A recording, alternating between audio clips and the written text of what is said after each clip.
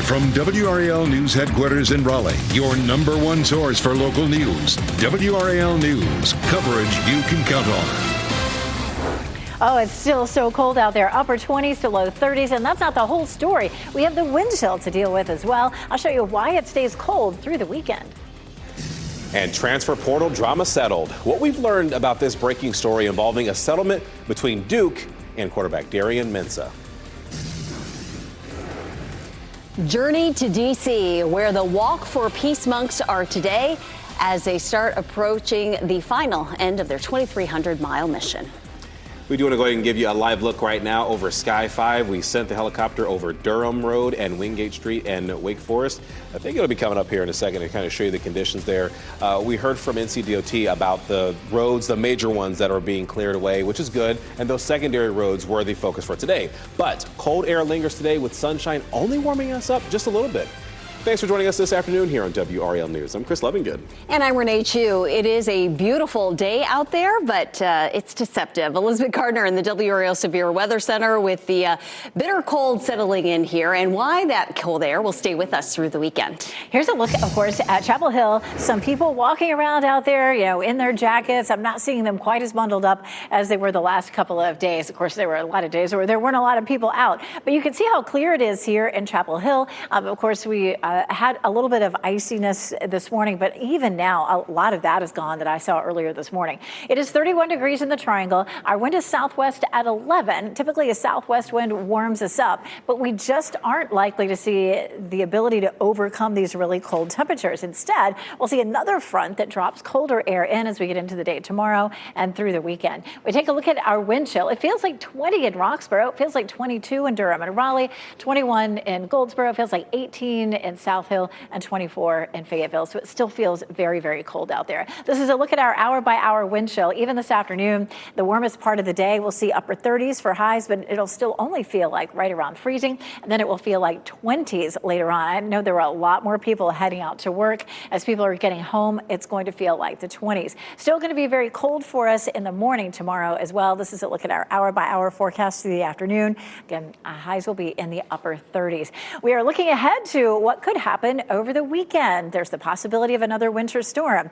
We have cold air that will be in place. We will have a low pressure system that looks like it might be in the right position, but it's still hard to tell exactly where it would be. So we're going to be looking at totals. This is a look at the potential pattern. We could have that cold air in place with a low riding up the coast, and that means we have that chance for some wintry precipitation. It's too early to say how much, and I'm going to explain why that is coming up. We can take a look at the next 5 days, and definitely by late Friday night into Saturday, we have the potential. Looks like we will have some moisture in place. So we're going to be watching that low developing. We're going to be talking more in the next few days about how much it will be and why it could be nice and windy too. Right, Elizabeth, happening now at the WRAL Traffic Center this noon hour all morning long. And right now we've been telling you about those major roads that look in great condition. The secondary roads have been an issue.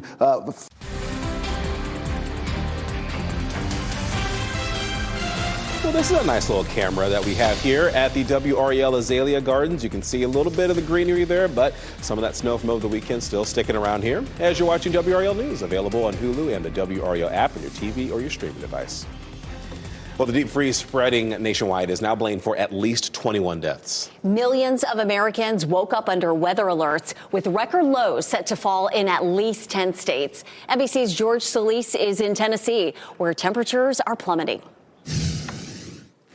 It is bitterly cold here in Nashville, currently about 9 degrees. Feels actually colder, and many trees still look like this that are iced over. And this icy cold still has an icy grip on much of the South. Many neighborhoods and people trying to do cleanup are dealing with stuff like this, frozen branches. It's not good news for the hundreds of thousands that remain without power.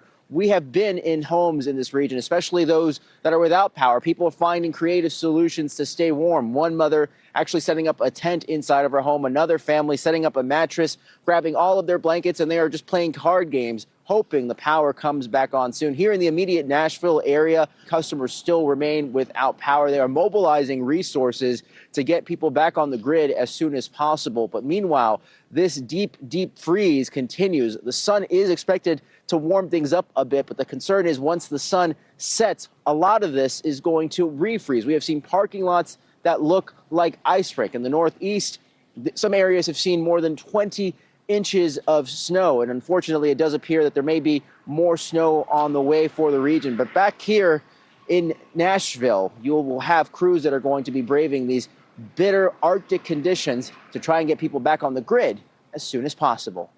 Back to you. George Solis reporting. The newly released video shows why it's so important to stay alert during winter weather. A Louisiana State Patrol dash cam video captured the moment that ice-covered tree crashed onto a road. Officials say freezing temperatures can weigh down trees and power lines, causing them to snap without warning. Downed trees and lines can block roads, damage vehicles, and put drivers at serious risk. Oh, boy, goodness. Well, this stretch of cold could be the longest lasting one since 2018. And in today's Ask the Meteorologist segment, Chris Michael shows us the two global patterns that will have us feeling cold for quite some time now. Of course, it's January. Of course, it gets cold, but this is a pretty prolonged cold spell, and it's because of two key global patterns that we're tracking, one of which is in the North Atlantic. The other is more toward the Pacific and the Pacific Northwest. So let's break these two down. They each go through different phases. The North Atlantic is between two different features, one in Iceland and one near the Azores Islands. So once it's in a positive phase, the wind between the two is stronger, meaning the colder air is locked up north. Meanwhile, if it's in its negative phase, the air between the two is a little weaker and the cold air oozes down south. So right now we're in a negative phase of that NAO.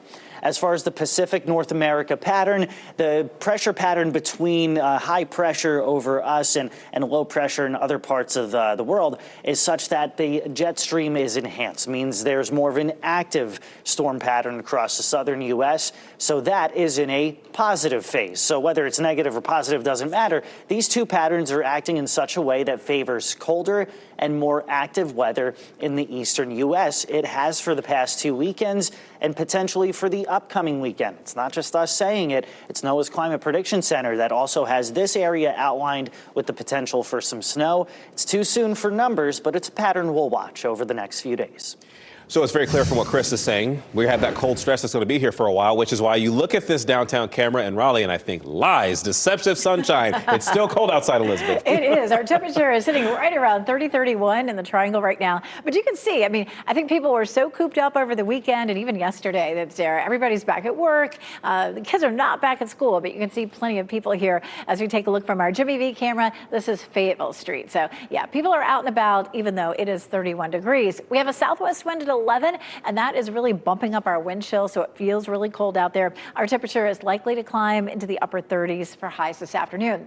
A little breezy out right now. We're looking at the potential for winds to be gusting at about 15 to 20 miles per hour, and then it begins to die down somewhat after sunset. This is a look at the wind chill. It feels like 22 in Durham and Raleigh, 21 in Goldsboro. It feels like 20 up near the Virginia line, and 22 in Rocky Mount. So it is just very cold for us out there. Hour by hour wind chill as we get through the day today. Again, this afternoon, it's just going to feel like 30, 31. And then once people come home from work, it's going to feel more like mid-20s again. We're not going to see quite as cold a wind chill overnight as we did last night, but it could still feel like the teens to low 20s. So just be ready for it. So what's all this wind chill that we talk about? Well, I never really thought about it before, but the way this works is you have your skin, of course, emitting heat all the time, radiating heat, and it just sits in a little layer like above your skin. When the wind blows across your hand or across your face or wherever it blows, it removes that layer of warmth that insulates you, so it feels colder than it actually is. And of course, we definitely are seeing breezy enough conditions to feel cold.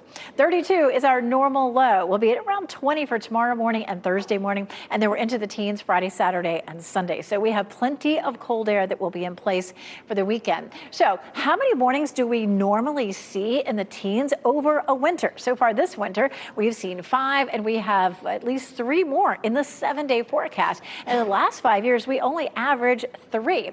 In the last 75 years, we averaged 10. So you can see how we've really started to warm things up, but not so much this winter. 52 is our normal high, and we'll be seeing highs in the 30s all the way through Friday, and then we could be below freezing on Saturday and possibly Sunday as well. We take a look down the road. We're looking at a possibility of wintry weather Saturday and Sunday. I'll tell you, the latest runs of the computer models have really been flip-flopping in the last say 24 hours or so. One of the models will move the precipitation offshore and the other one will move it in, and then they change that. So we just don't know how much yet. We don't even know if we'll have any precipitation, but we do have the potential setup for it. So we have the possibility of some measurable snow. But, you know, this time last week, we had the possibility of some measurable snow, and it mostly ended up as sleet and freezing rain. So we're going to continue to talk about this. We'll take a closer look at what the three scenarios often are with this particular setup and what that could bring us. Elizabeth, thank you. Coming up on our news this evening, demanding answers. A Johnson County woman has a lot of questions after deputies shot and killed her husband. We're taking those questions to the sheriff's office. Their answers later today at 5. Plus, new filings. We have uncovered new records related to the Faith Hedgepeth case, which is why tonight at 5:30, we'll talk about the new push to get witnesses on the stand. And it is a shift at Southwest. The airline bids adieu to one long-standing tradition and launches a new pricing change. It's also tax season. What you need to know before you file.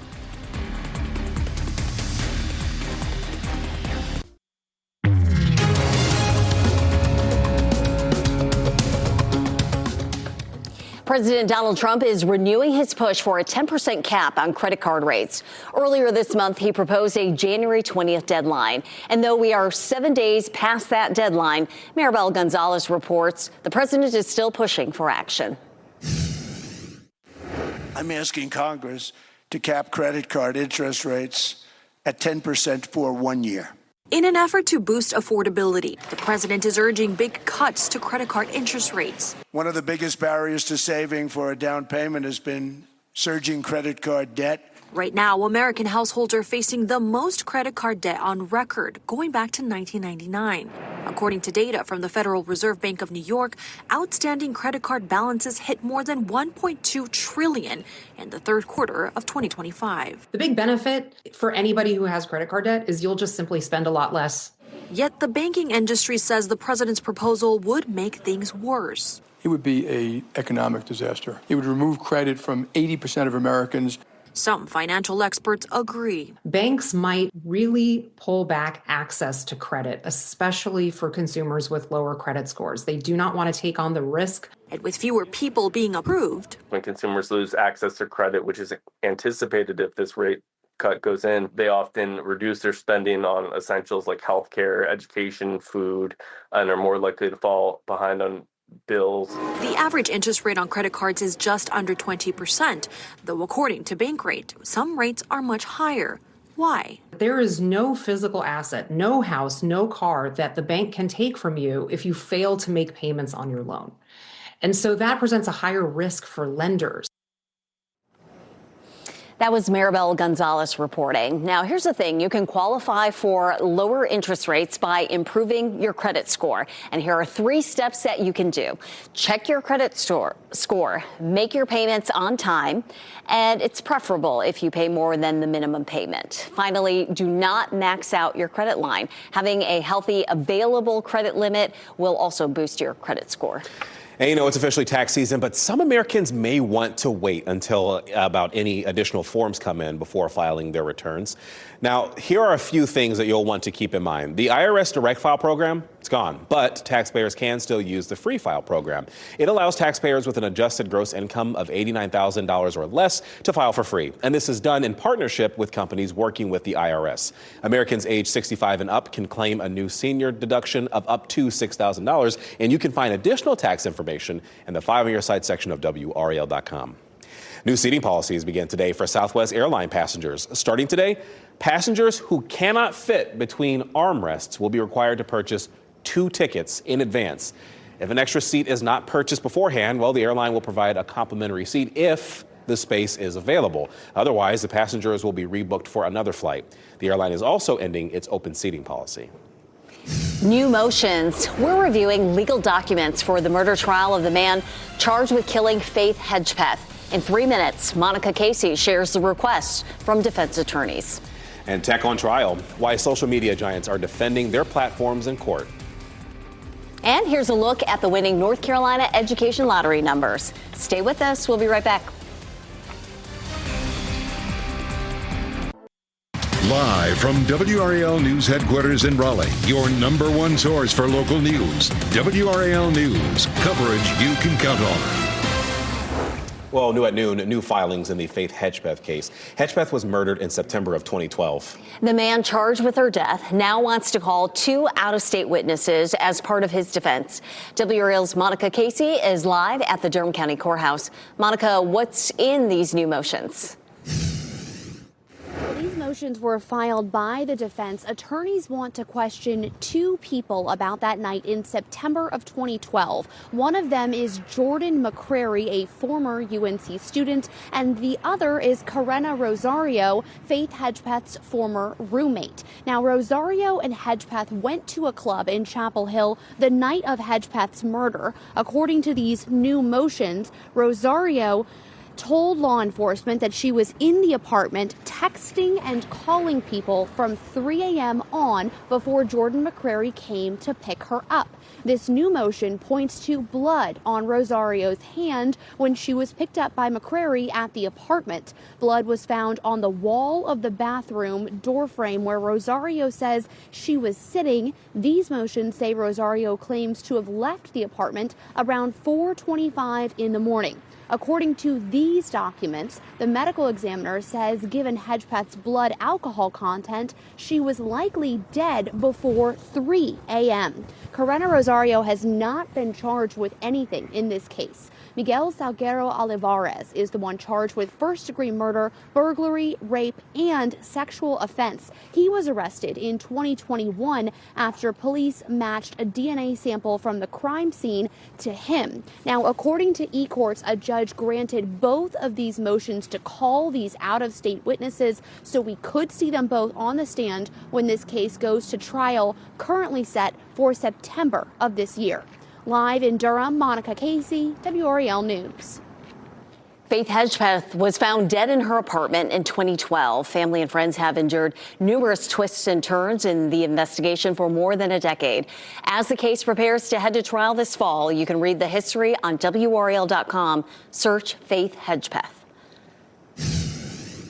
Well, happening now here in the WRAL Live Center this noon, we are tracking road conditions across Orange County right now as UNC plans to resume operations tomorrow. The university saying that it will operate under Condition 1, which simply means that it's on a reduced operational status here. With that in mind, the Orange County Sheriff's Office posting photos of road conditions. This is St. Mary's Road, where you can see, especially where there are shadows, of literally no melting happening right now in this area. So some trouble spots that he's sharing with us this noon on Facebook. He also shared, I'll go ahead and scroll down here, another trouble spot in Mebane. This is on Supper Club Road, where you can see it's really slick there still this hour. Okay, so this is what I wanted to show you. This is a bridge, and we know that these areas in particular take the longest to melt when you're looking at icy road conditions. So, of course, if you're traveling in Orange County, still be careful.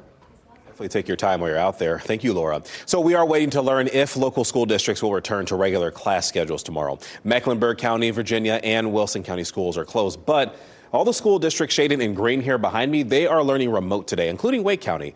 WRAL's Heidi Kirk explains the reason for that decision. There is definitely good reason to have that remote learning day today. If you take a look down here, you'll see what some of the sidewalks and secondary roads look like, a thick layer of ice. Now, when it comes to that remote learning day, students won't necessarily be tuning in to a virtual meeting over Zoom or Teams. Rather, they'll be working out of a packet that they may have already picked up or doing that schoolwork online. And there is definitely mixed opinions about this. We've talked to parents who say they'd rather have their students in the classroom and in their area, the roads aren't so bad, but others are glad that the district is taking precautions. I don't think there is a decision that Wake County could make that everybody's going to love. I mean, our county is huge. I mean, Cary, our roads are kind of okay. North of here, it may not be okay. So it's either do remote day, you take a snow day, you have to make it up. You're never going to make everybody happy. Wake County School District leaders definitely have a hard decision ahead of them as they proceed throughout the week. They'll be assessing roads just like this one and deciding whether to bring students back in person. Of course, we will keep you posted. Heidi Kirk, WRAL News in Raleigh. Power is back on for hundreds of customers in South Durham. Hundreds of these customers woke up without power in the areas of Ellis Road near Ed Cook Road. A Duke Energy worker at that scene told WRAL an insulator failed and basically is hanging from the power line there. But teams did manage to repair that a short time ago. You can count on WRAL to update you on the road conditions, the closures, and just how low temperatures will fall by staying connected with us. Do that on air, online, and through the WRAL News app. But make sure you turn on your push notifications. A trial is now underway against Meta, TikTok, and YouTube. At issue is the impact their technology has on young people. A mother and daughter are suing the tech giants. They allege the apps harmed the teens' mental health and led to self-harm. The tech companies say they've addressed those worries with new safety features and policies. Snap was named in the lawsuit also, but it settled last week.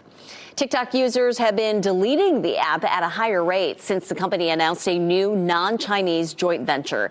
Over the past 5 days, the number of Americans who dropped the app increased 150%. New terms tied to the deal, backed by President Trump, raised alarms over data privacy, including sexual orientation, financial information, and religious beliefs.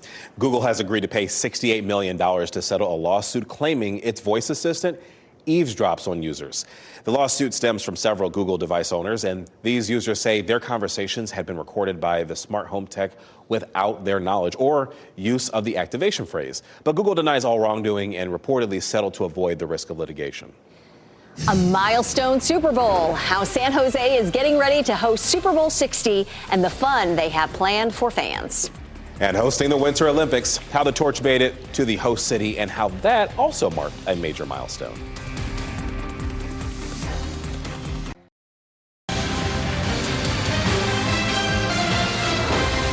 The Seattle Seahawks will face off against the New England Patriots in this year's Super Bowl. Yeah, and the game will be played at Levi Stadium in Santa Clara, California.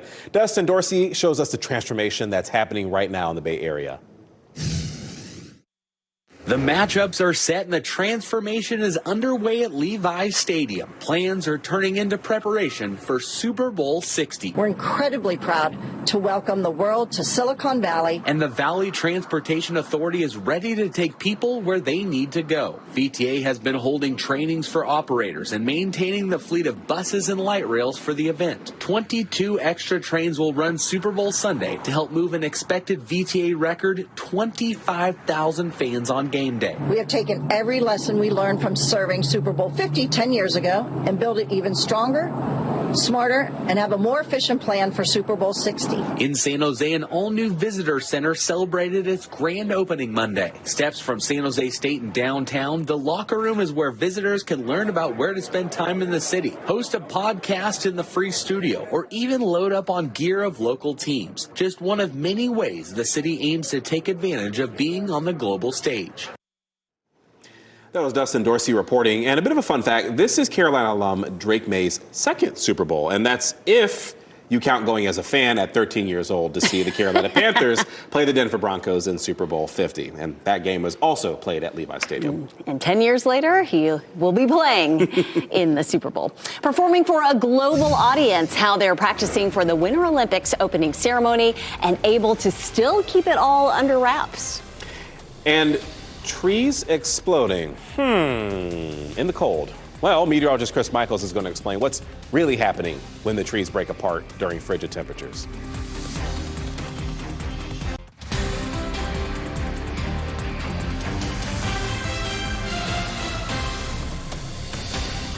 Large crowds gathered in Cortina, Italy overnight for the arrival of the Olympic torch. Skiers carried the flame down the slopes, handing it off to each other as they made their way to the town. The arrival marked the 70th anniversary of the opening of the 1956 Winter Games there. Fun fact, it was the first Olympic Winter Games to be broadcast live in black and white across 8 European countries. And Renee, rehearsal for the Winter Olympics opening ceremony, they are ramping up right now. Classically trained dancers are among some 1,200 volunteers who will take part in the big event February 6th. They have been rehearsing since November under a tent, which is complete with a mock stage and wardrobe room with 1,400 costumes. Some 60,000 people are expected to attend that ceremony live in Milan, while millions around the world are watching on TV.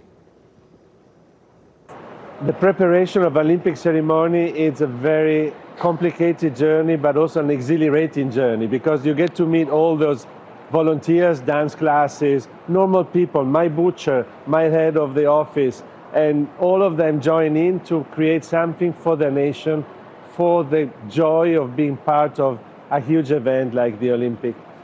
And this year there will be 2 cauldrons, though, one in Milan, the other in Cortino, about 250 miles away. And both are inspired by Leonardo da Vinci's geometric studies.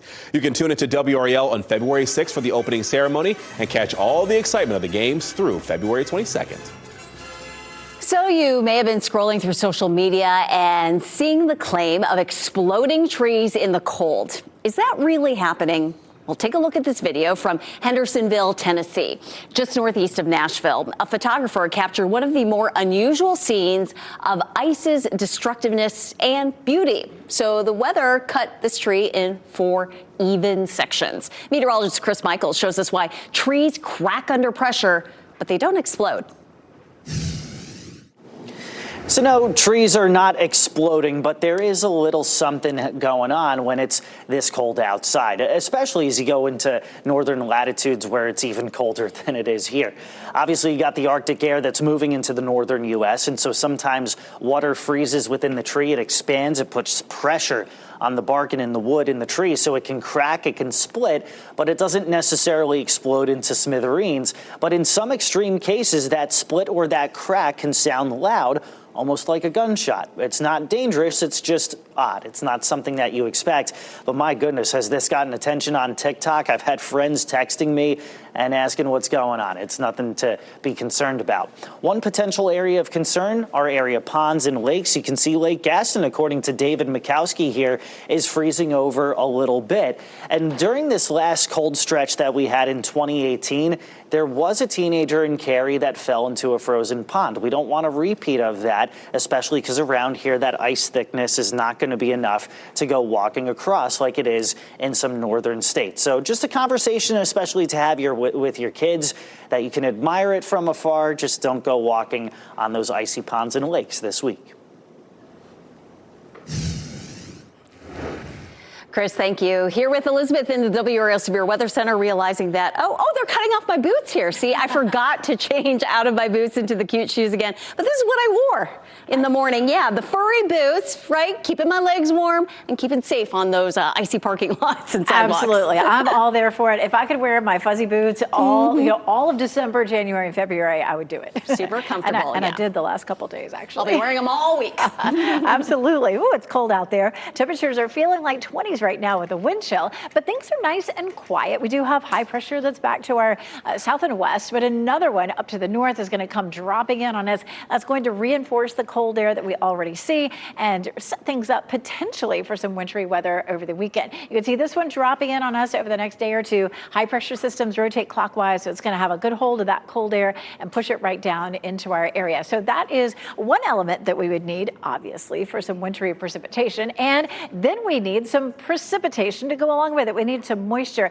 The best setup for wintry precipitation in North Carolina is to have the cold air already in place. So we will have that. We know about that. But then we're going to watch a low developing, and the big question is, where's that low going to end up? And it's too early to say where it's going to end up. So that's why we're not giving you any numbers. The computer models have been flip-flopping over the last 24 hours, keeping the precipitation offshore or pushing it way in. So definitely we have the potential. It's time to talk about it, think about it. But at this point, we can't tell you how much snow we'll get, and there's still an outside chance that we get none at all. So our low will develop, and if that low tracks too far offshore, which is what one of the models is showing us right now, we won't get any precipitation at all. The perfect snow system for us is going to be where that low tracks right up the coast. There's plenty of cold air in place. The low is close enough to send some precipitation in, and that's when we get measurable snow. But the other thing that can happen is sometimes that low travels too far inland, like we saw this past weekend. It was super cold, but it brought just a little bit too much warmth in, and we had the mixed wintry precipitation. So it's all about the track of that low, and before that low forms, it's almost impossible to tell exactly where it's going to go, and that's why we're not really giving you any concrete numbers. If we started giving you numbers now, we would have to change them about every 6 hours. That would get very confusing. So hold tight. As soon as the system develops a little bit and we feel confident, we're going to let you know in plenty of time to prepare. Definitely, we've got a great chance for below average temperatures for the next 10 days. And where we're sitting right now is looking for trends up and down. I would say the trends are medium right now, sort of in the middle, not necessarily up or down with the latest computer model runs. And we would encourage you to download our WRAL weather app. It has videos explaining where we are right now in the process of a storm developing, along with text and graphics. And it's all coming from all of us here at WRAL, all trained meteorologists. It's not just a plain computer model. So in the meantime, before we get to the weekend, it just is going to be cold today. Maybe one of the warmest days that we see all week. 37 tomorrow, 36 Thursday, 34 on Friday, and those overnight lows are just as cold. We're looking at anywhere from mid-teens to right around 20 degrees. So, Renee, I'm grabbing my big old boots, and that's what I'm wearing in tomorrow. We are the furry boot brigade. All right, Elizabeth, thank you. All right, we're talking about swiping books, and we're not talking about theft necessarily. The impact that researchers say too much screen time is having on preschoolers. Here's a look at your winning Powerball numbers: 21, 31, 51, 60, and 63. The Powerball is 18. The multiplier is 2. As we wrap things up, here's a look at a few of the headlines we're following today. Duke University has reached an agreement with quarterback Darian Mensah. The university says it will now allow him to transfer. Duke originally sued him over his attempt to do so on his own, saying he signed a 2-season contract in 2025. Mensah announced that he would be leaving Duke on the final day to enter the transfer portal. And for the first time, cancer survivors are suing NC State. The plaintiffs, made up of students and employees battling cancer, claim the university ignored warning signs at the campus building for Poe Hall for decades and failed tests for toxic chemicals until a group of professors battling cancer complained to outside agencies back in 2023. Attorneys for the plaintiffs say they have 600 clients and plan to file additional lawsuits. There are new filings in the Faith Hedgepeth case. Hedgepeth was murdered in September of 2012. The suspect, Miguel Salguero Olivares, wants to call 2 out-of-state witnesses as part of his defense. Attorneys want to question Jordan McCrary, who was a UNC student at the time, and Karina Rosario, who was Faith Hedgepeth's roommate.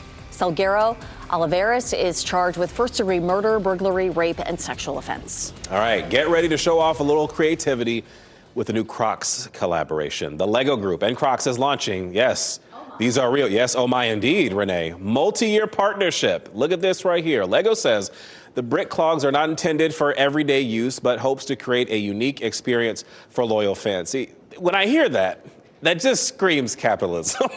Each pair comes with a Lego minifigurine with 4 matching pairs of Lego-sized brick clogs. And Renee, if you think about it, the price, I mean, look at this. Very affordable. It's only $150. You could have a Lego on your foot as well. It'll be available February 16th. So instead of you stepping on a Lego brick, like when Jordy starts playing with stuff, I can now step on the brick with a brick. It'll feel a lot more comfortable, I'm sure. It'll feel like a big pillow, but it looks like you're walking on pillows. So. For $150, what an Red investment. pillows or whatever color. Giving children lots of screen time on mobile devices could have a negative impact on them once they start school. A study in the UK found that about a third of children who started their first year of school last year tried to swipe or tap on books the way they would do on a mobile device. The data also found 28% of those children could not eat and drink on their own. 26% had frequent bathroom mishaps. Teachers blame excessive screen times for those delays. All right, our next pet of the day is looking for a new home after her owner sadly passed away. Martini is a senior beagle. She comes from us from the Triangle Beagle Rescue. She's low energy and she gets along great with other dogs. For more information on adopting, go to trybeagles.org. ABC News Daily is next on WRAL with your next local update in 30 minutes. Get breaking news updates anytime with our WRAL News app. We hope you have a great day. Keep watching WRAL News over the air channel 34 and Spectrum channel 1257.